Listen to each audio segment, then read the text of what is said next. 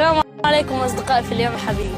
منذ بدء الحرب أكثر ناس بيطمنوا علي وبيتصلوا علي إنه يطمنوا علي أكثر ناس هم من اليمن الحبيبة، فحبيت اليوم أهديهم إشي بسيط. أنا لو علي بقدر أهدي نفسي أهديكم شغلات كتير لأصدقائي ومحبيني في اليمن الحبيب.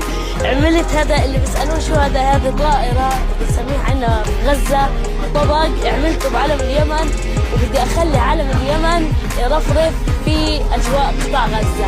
يلا معانا.